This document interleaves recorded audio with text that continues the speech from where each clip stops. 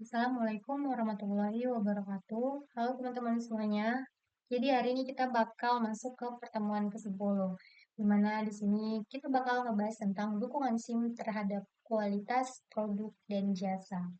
Nah, jadi fokus pembahasan kita adalah tentang kualitas. Oke, sebelum masuk ke materi, kita bakal ngebahas tentang aplikasi yang sering kita pakai sehari-hari. Kayak misalnya nih, aplikasi Shopee, Gojek, Grab, atau beberapa aplikasi lain. Nah, itu ternyata aplikasi itu sering banget ngelakuin update, ya kan? Nah, jadi kenapa mereka ngelakuin update? Ternyata mereka tuh lagi memperbaiki kualitas dari mereka. Misalnya nih ada bug-nya diperbaikin, kemudian dipercepat sistem kerjanya, diperbaiki tampilannya. Nah, jadi fokus mereka itu adalah memperbaiki kualitasnya. Makanya sebenarnya kualitas itu adalah salah satu hal yang penting ya. Oke, kita langsung aja masuk materi. Nah, sebelum itu kita bakal ngebahas apa aja sih? Nah, yang pertama kita bakal ngebahas tentang konsep kualitas dan SIM. Kita bakal bahas definisi kualitas, peran SIM dalam manajemen mutu. Kemudian yang kedua tentang tools SIM untuk kualitas. Ada TQM, Six Sigma, ISO, SPC, dukungan sistem informasi. Kemudian yang ketiga kita bakal ngebahas tentang implementasi dan studi kasus. Yang keempat tentang case study. Oke, langsung aja kita masuk ke bagian yang pertama. Nah, di sini kita bakal ngebahas tentang konsep kualitas dan peran SIM. Oke, sebelum itu kita bakal ngebahas tentang apa sih kualitas itu. Jadi, kualitas itu adalah tingkat kesesuaian produk atau jasa dengan kebutuhan dan harapan pelanggan. Bukan hanya tentang bagus, tapi tentang memenuhi standar yang telah ditetapkan secara konsisten. Nah, jadi ternyata kualitas itu nggak cuma tentang harga, nggak cuma tentang bagus.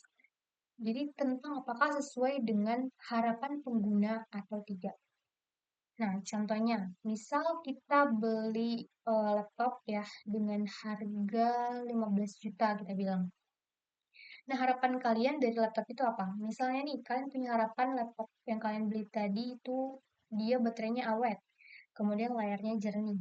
Nah, kalau misalnya harapan kalian terpenuhi, berarti dia berkualitas. Nah, kalau misalnya enggak, ya berarti enggak berkualitas. Jadi kualitas itu lebih ke soal ekspektasi kalian dibandingin dengan kenyataan kalian. Jadi apa yang kalian harapin itu jadi nyata nggak? Nah, itu tentang kualitas. Kemudian kita masuk tentang dua perspektif kualitas. Nah, jadi kualitas itu ternyata bisa dipandang dari dua sisi. Ada kualitas desain dan ada kualitas kesesuaian. Nah, kalau kualitas desain ini lebih ke seberapa baik produk dirancang untuk memenuhi kebutuhan pelanggan. Jadi kualitas desain ini terjadi sebelum produk itu dibuat. Contohnya, kayak misalnya fitur suatu aplikasi, desain mobil, menu makanan, atau yang lain-lain. Kemudian yang kedua itu tentang kualitas kesesuaian. Jadi lebih ke seberapa baik produk jadi sesuai dengan spesifikasi yang dirancang. Nah, ini lebih ke bagaimana produk itu setelah jadi. Apakah hasilnya sesuai dengan desain? Nah, ini masuk ke kualitas kesesuaian. Nah, kemudian di sini ada beberapa kutipan dari para ahli tentang kualitas. Yang pertama, dari Philip Crosby. Jadi dia tuh statementnya mengatakan quality is free. Kualitas itu nggak mahal. Tidak kualitasan yang mahal karena menyebabkan pengulangan dan pemborosan. Jadi Philip Crosby ini dia tuh menyatakan bahwa kualitas itu sebenarnya nggak mahal. Yang mahal itu kalau misalnya salah kita ngelakuin produksi, jadi kita harus melakukan pengulangan. Kemudian yang kedua, menurut W. Edwards Deming, jadi kualitas harus dibangun ke dalam proses, bukan hanya diperiksa di akhir. Jadi sistem manajemen yang baik menghasilkan kualitas yang konsisten. Nah, jadi menurut Deming ini ya, kualitas itu bukan dicek di akhir, tapi harus dibangun dari awal proses. Dan yang terakhir, menurut Joseph Juran, fitness for use. Produk berkualitas adalah produk yang fit atau cocok untuk kegunaan yang dimaksud pelanggan. Jadi ini lebih ke cocok dipakai nggak gitu. Oke, langsung kita masuk ke pembahasan berikutnya. Kita bakal ngebahas tentang 8 dimensi kualitas atau David Garvin. Nah, jadi menurut David Garvin ini, ternyata kualitas ini bisa dinilai dari 8 dimensi yang berbeda. Yang pertama itu ada performa. Karakteristik operasional utama produk, kecepatan, daya, efisiensi. Kemudian yang kedua, ada fitur. Fitur tambahan yang melengkapi fungsi utama produk. Ketiga, itu adalah keandalan. Kemungkinan produk bekerja tanpa gangguan dalam periode tertentu. Keempat, kesesuaian. Tingkat kesesuaian dengan spesifikasi dan standar yang ditetapkan. Kelima, daya tahan. Berapa lama produk bertahan sebelum diganti. Keenam, kemampuan servis. Kemudian, kecepatan dan kompetensi layanan perbaikan. Tujuh, ada estetika, penampilan, rasa, suara, bau, bagaimana produk ditangkap oleh indera. Delapan, ada persepsi kualitas, reputasi, dan citra merek yang terbentuk di benak pelanggan. Nah, dari 8 dimensi kualitas ini, coba kita nilai suatu produk dengan perbandingan 8 dimensi ini. Kita coba lakukan penilaian dari suatu produk yaitu HP lah kita bilang ya. Yang pertama kita nilai coba dimensi kualitasnya dari performa. Untuk HP kalau misalnya performa itu lebih ke kayak gimana? Nah, dia tuh lebih ke kayak seberapa satsetnya HP itu ya. Kemudian buka aplikasi langsung terbuka nggak? Atau ada loadingnya. Nah, ini masuk ke bagian performa. Kemudian yang kedua ada fitur. Jadi lebih ke bonus, fungsinya apa. Nah, ada NFC-nya nggak di HP itu? Kemudian ada sensor sidik jari di layarnya nggak? Dan yang lain-lain. Kemudian yang ketiga ada keandalan. Nah, kalau keandalan ini lebih ke dalam jangka waktu tertentu nih, HP kalian itu sering restart sendiri nggak? Atau sering hang nggak pas lagi kalian gunakan? Kemudian yang keempat, ada kesesuaian. Nah, biasa kan kalau misal kita mau beli HP ya, di kardusnya itu kan ada spesifikasinya nih. Dia itu sesuai nggak? Nah, ini masuk ke kategori dimensi kualitas. Kemudian ada daya tahan. Jadi daya tahan, namanya udah daya tahan ya, berarti dia itu dinilai secara fisik. Nah, jadi secara fisik ini HP-nya ini kuat berapa tahun? Kalau misalnya jatuh sekali langsung hancur atau enggak? Gitu. Kemudian yang keenam ada kemampuan servis. Nah, jadi ini lebih ke kalau misalnya nih HP kita layarnya retak nih, benerannya gampang atau enggak? Kemudian tujuh ada estetika. Namanya udah estetika ya, berarti dia lebih ke masalah selera. Jadi HP-nya cakep nggak? Kalau misalnya warnanya warna merah atau yang lain-lain.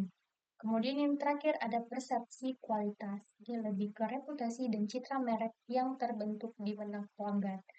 Maksudnya gimana? Jadi kita contoh ini. Oke, kita bahas dulu lah persepsi kualitas itu gimana ya. Persepsi kualitas. Nah, ini adalah kualitas yang ada di pikiran orang bahkan sebelum mereka mencoba barangnya.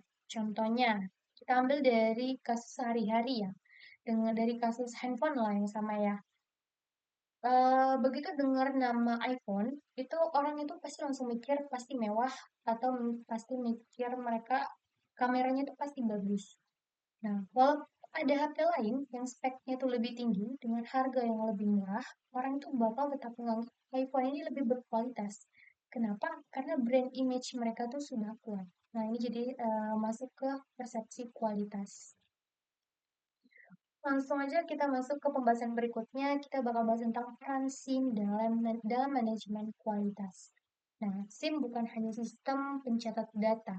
Ia adalah otak dari manajemen kualitas modern. Tanpa SIM yang baik, quality control hanya bisa dilakukan secara reaktif, bukan proaktif. Nah, jadi peran SIM itu yang pertama ada pengumpulan data real time. SIM mengotomatisasi pengumpulan data hari ini, data dari lini produksi, sensor IoT, dan input manual untuk memantau kualitas secara terus-menerus. Kemudian ada analisis dan deteksi penyimpangan. Jadi sistem itu menganalisis data dan mendeteksi ketika parameter kualitas menyimpang dari standar, memicu alert sebelum cacat menyebar. Kemudian penelusuran akar masalah, SIM menyimpan riwayat data yang memungkinkan analisis akar masalah atau root cause analysis secara cepat dan akurat. Kemudian pelaporan dan dashboard kualitas. Manajer mendapat laporan real time tentang tingkat cacatnya, efisiensi proses, dan kepuasan pelanggan dalam satu dashboard. Kemudian dukungan keputusan peningkatan. Dengan data historis dan analitik prediktif, SIM membantu manajer memutuskan di mana harus berinvestasi untuk peningkatan kualitas. Dan yang terakhir ada manajemen keluhan pelanggan. Di SIM ini bakal merekam dan menganalisis kebutuhan pelanggan, menghubungkannya ke proses internal untuk perbaikan sistematis. Selanjutnya kita bakal bahas tentang tools dan framework kualitas. Nah, yang pertama kita bakal bahas tentang TQM. Ini adalah singkatan dari Total Quality Management. Nah, jadi TQM ini apa? TQM ini adalah suatu filosofi atau suatu konsep manajemen yang menjadikan kualitas sebagai tanggung jawab semua orang dalam organisasi, dari CEO sampai operator lantai produksi. Jadi bukan hanya divisi quality control aja yang bertanggung jawab, tapi seluruh sistem. Nah, jadi TQM ini adalah suatu konsep yang simple, tapi dia itu powerful. Jadi, dia tuh lebih menekankan ke tanggung jawab. Itu adalah semua orang. Kalau misalnya nih dari restoran, itu kan ada beberapa pekerja ya. Misalnya ada koki, dia tuh menangani masalah cita rasa makanan. Kemudian kasir, melayani tentang pembayaran. Kemudian kalau cleaning tentang kebersihan. Nah, jadi ketiga orang yang berbeda pekerjaan ini, ternyata mereka tuh semua mempengaruhi kualitas. Nah, prinsip-prinsip total quality management ini ada 5. Yang pertama fokus kepada pelanggan, kemudian keterlibatan total karyawan, perbaikan berkelanjutan, pengambilan keputusan berbasis data, dan manajemen proses yang terintegrasi. Nah, bagaimana sih mendukung TQM ini? Yang pertama, dashboard kualitas real time. Jadi SIM menyediakan dashboard terpusat yang menampilkan KPI kualitas dari semua divisi secara langsung. Kemudian sistem pelaporan otomatis. Jadi laporan kualitas terkirim otomatis ke manajer dan tim yang relevan tanpa perlu input manual berulang.